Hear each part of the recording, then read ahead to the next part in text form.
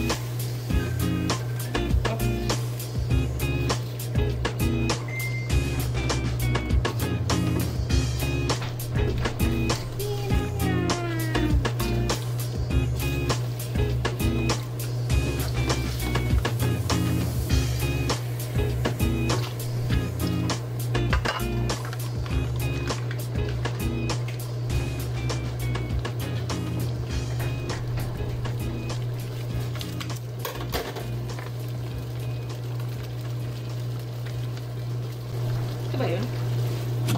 Yeah. Ito yung picnic bin.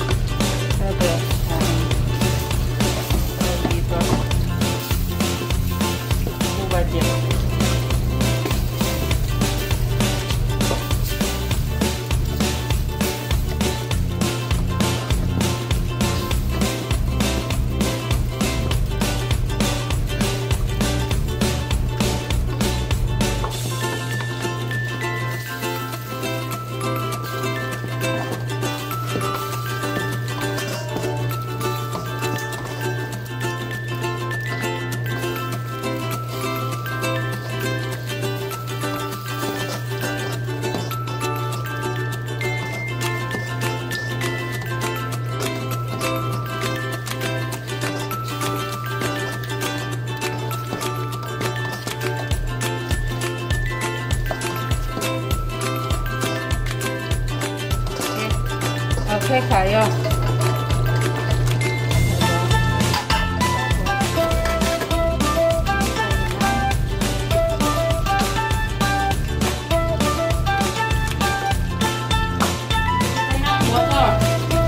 Water.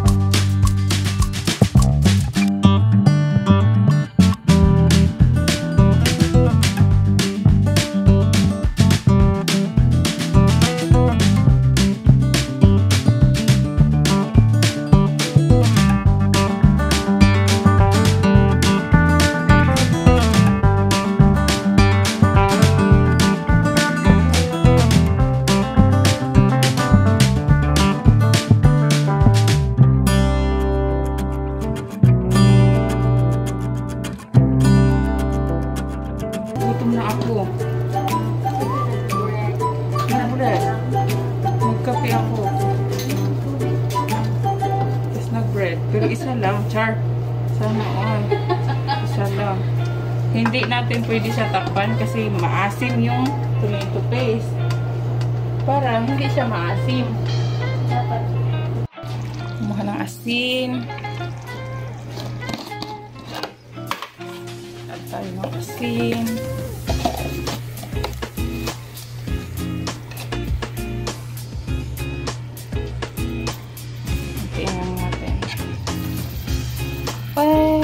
May pepper na yan. Tapos, haluin. Iwasan nating madurog yung ating manok. Kasi kawawa naman sila. Gusto ko yan, no? Gusto ko yung pakpak. Saka leg. Ito, masarap po ganito. Ganito. Yan. Tikman natin. So ganito ang pagtikim. Yung ano na pagtikim. Ganito. Ganito. Yan ang perfect na paano magtikim.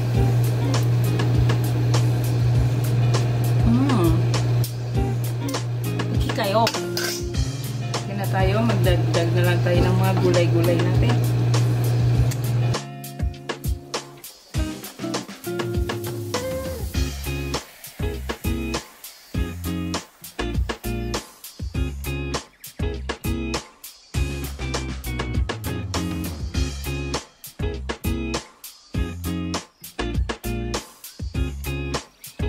Meron din ako bell pepper.